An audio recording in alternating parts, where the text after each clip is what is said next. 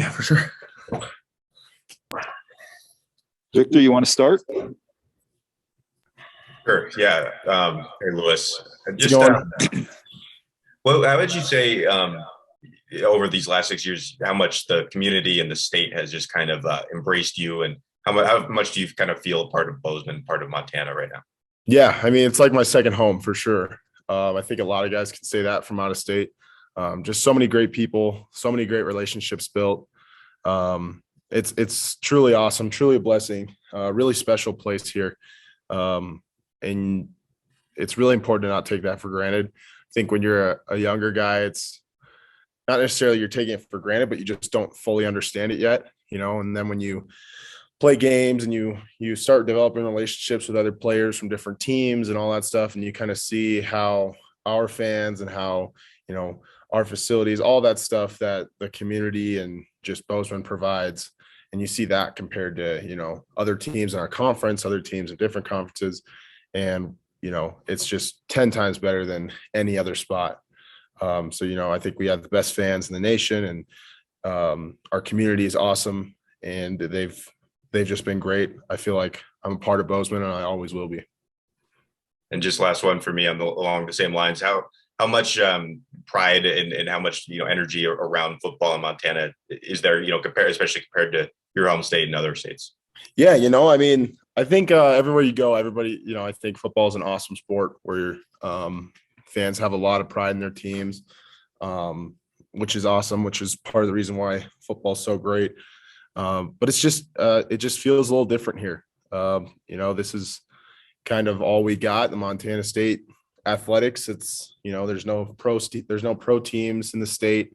So, it's Cats or Grizz. And I love that about it. I think I think it makes it fun. I think it makes it exciting for the fans, the community, and also for us. I mean, I think that's what just kind of makes it a little bit different. And again, just not taking that for granted is super important. Thanks, Lewis. Parker, do you have anything? I do. Thanks, Bill. Hi, Lewis. Thank you for your time this morning. Just a couple quick things for you. Amandre, right before you mentioned that though the practices and the messages may not be all that different this week, it's maybe a little bit more obvious that your coaching staff has prepared for big games before. Certainly you've already done that to this point of the season, but does it feel that way, maybe especially this week? Yeah, I mean, every week, especially when you're in the playoffs, it's like, how do you create an opportunity to find a new gear, because it's win or go home, right? And in the season, it's always like, okay, yeah, like obviously, you're building off of those wins and you're building every game. But, there's always a next game, no matter what, in the regular season. When you're in the playoffs, it's like, all right, you put everything out there, you go out there, you get the win, you think you've done all you can. And next week, you got to find something different, find something to improve on, find a way to continue to elevate your level of play in order to succeed, in order to continue on. So I think, we've done a great job of that. I think our coaching staff has done a great job of emphasizing that. We're not doing anything different. Like Amandre said, we're not changing what we're doing at this point. NDSU, same thing. When you're successful and you make it this far, which this is the first time we've done that here in a while, but you don't need to reinvent the wheel when you're practicing. You just need to have continue to build your energy, continue to find little things to work on. I mean, every day our coaches emphasize trying to find like 2 things to work on each day, and just focus on getting better at that, because at this point you're not going to make incredible strides in all these improvements, but finding little things, whether it's especially like specifically O-line, D-line, like footwork, strike timing, just quickness off the ball, stuff like that you can really kind of hone in on and get better. And that overall, if everybody can find some little things to improve on, just elevates the team and the program. So, that's always the message, and we're just trying to build off that each week. That makes perfect sense. Thank you for that insight. Also, when you consider kind of your senior class as a group, can you think at all about increasing the wins total each year, getting progressively further into the playoffs, and then in a lot of your all's final year to reach this point. What sort of sense of pride, sense of accomplishment do you have? Certainly, of course, you want to win the game and you feel a lot more accomplished at that point. But at this point, what is that feeling like? Yeah, it's great. One thing Coach Choate mentioned super early on when we first all got here, his goal for us was he wanted us to leave the program better than we found it, right? I'm sure you guys have heard that before. And I think for me in our class, I think we've done a pretty good job of that, especially when I first got here. That was Choate's first year. And, I saw how much of the transition affected those guys and how it was difficult. And I remember JP Flynn coming up to me after one of the losses that year, and I was in the restaurant eating with my family, and he came up and was like, he's like, don't let this happen your senior year. Like this, it's going to change, and I'm confident in Choate, but you don't want this to be your senior year going out and losing all these games and, not leaving it the right way. And those guys finished on a high note and helped us start, winning against the Grizz, which was awesome. So they, in a sense, did leave it better than they found it too. But it's an awesome feeling to come in and be a part of something big and part of a change. And it's been a long time coming. Early on, kind of losing big, and then you start losing small, and then you start winning small, and then you start winning big. So that was kind of Coach Choate's thing as well. Is early on it's gonna be tough, and then you start edging out some of those wins that you might have lost the year before, and then you start winning bigger against those opponents and stuff like that. And Coach Vegan and his staff coming in, and the transition with that has been pretty seamless. Those guys have been great. Very similar message, and they've really elevated our play to where we need to be and where we need to get here. So we're excited to be here, but it's not, like you said, it's awesome to be here, but the goal is to win the game. The goal isn't to get to the game. The goal is to win the game. So we want to do everything in our power to finish this thing the right way. Absolutely. And then the very last thing for me is, can you take us through the process of kind of building a relationship with Tommy Mott, maybe right when he gets here, given that there's such a big age gap between you, and then if at all, how that had to accelerate once he was actually named as the starting quarterback? What is that process like of building over time and then trying to build so much so quickly? Yeah. I think we do a great job of bringing in good kids that it's really easy to develop a relationship with.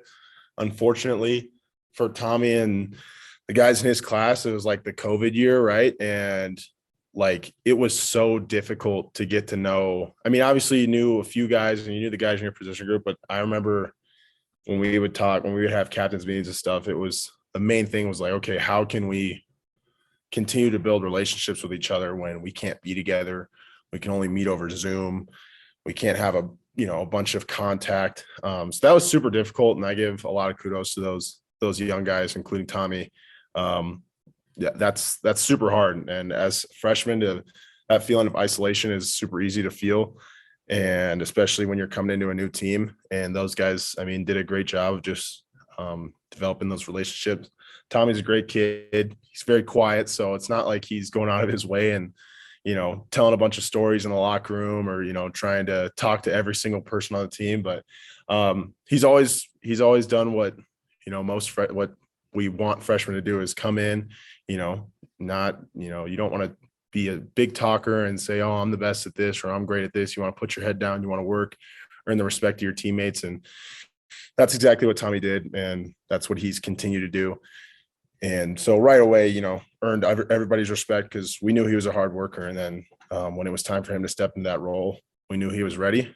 And just watching him grow has been awesome. And I can't wait to see what the future holds for that kid. He's a great dude. He's going to be a great leader. He is a great leader right now, and he's just continuing to grow every game, mentally, physically, all that stuff. And it's really awesome and very rare to get that opportunity to see that in a young quarterback and a young player. And I think, I'm sure the comparison hasn't been made, but it's like similar to Troy Anderson, just watching him grow, being able to see him, from when he was a freshman to grow into the player he is now. I mean, truly amazing. And see Tommy on that same trajectory, just continuing to grow and being a great player here and a great person.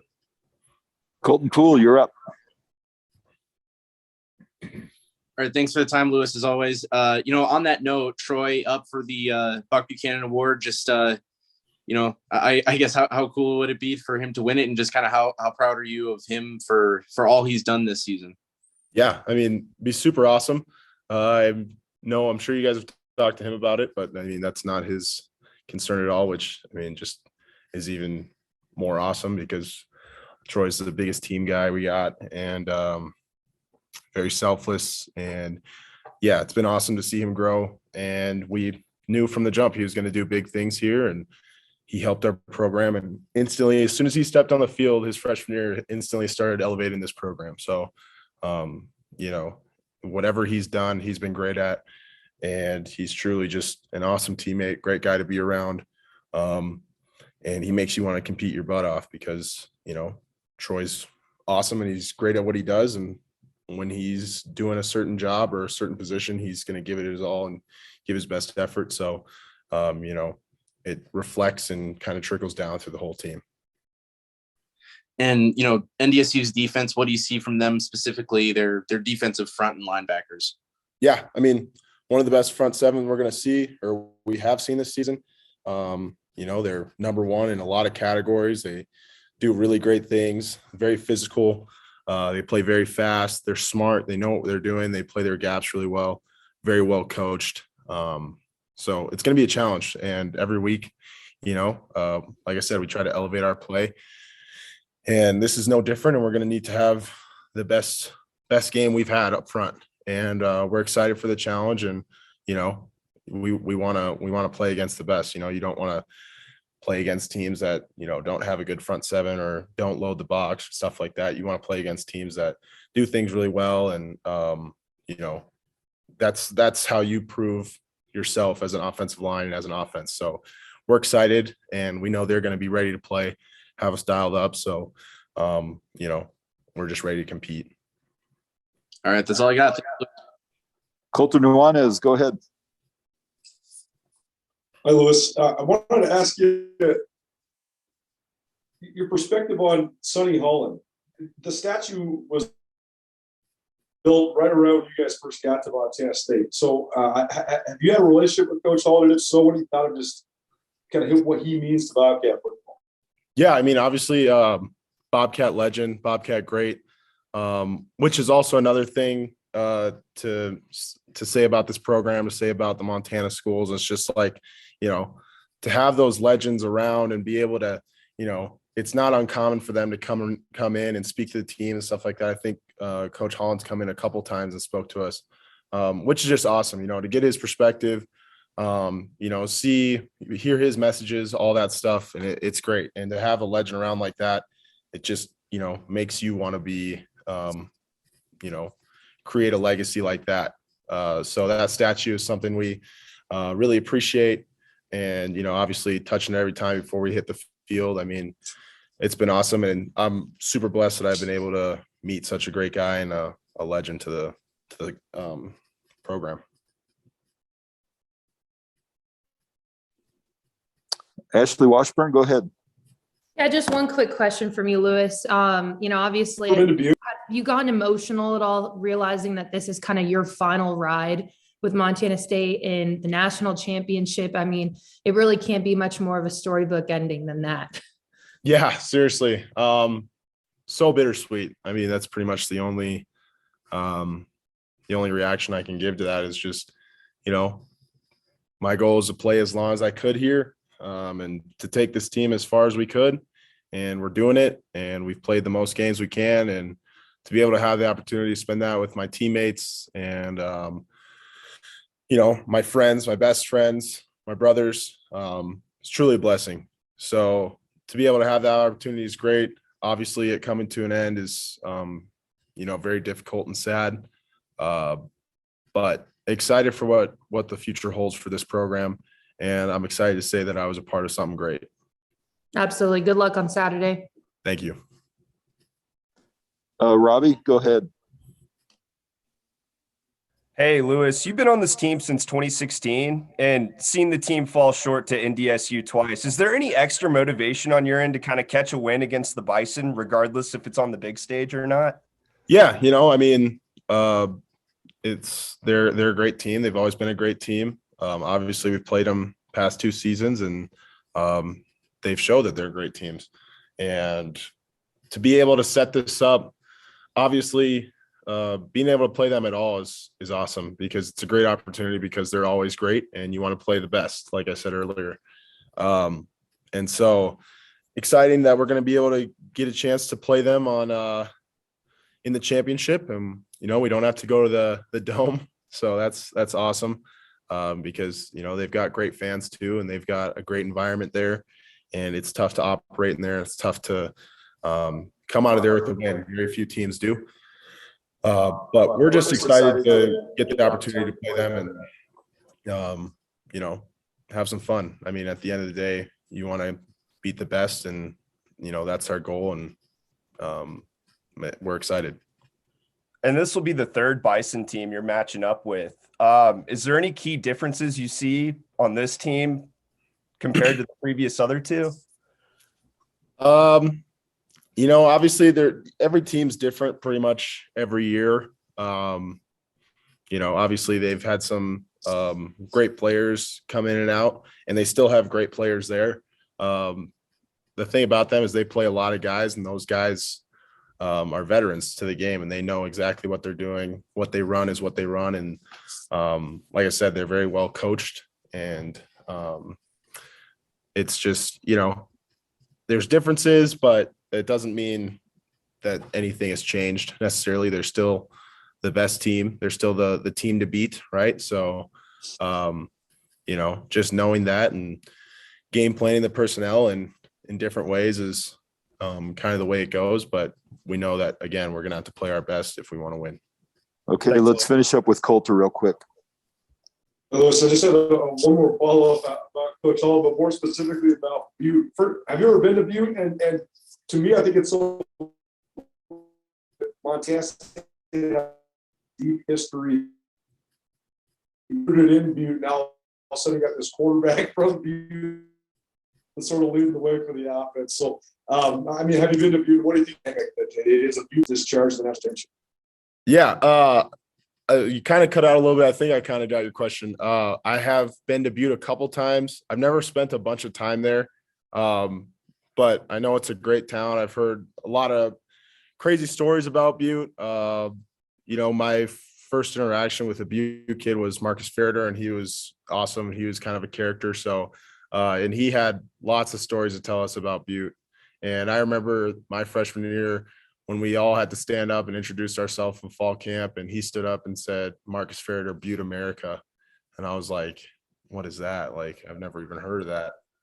Now it's kind of become a thing, and obviously Tommy being from Butte, it's awesome, and to see how much they rally around Tommy and the guys from Butte, it's amazing. So it's a tight-knit community, and it's something again that's super awesome about Montana, and we get a lot of support from the Butte natives. So really cool community, and it's awesome to have Tommy from there, and I think kind of shapes the way he is for sure. And he's a great kid, and I know there's a bunch of great people in Butte, so kind of shows.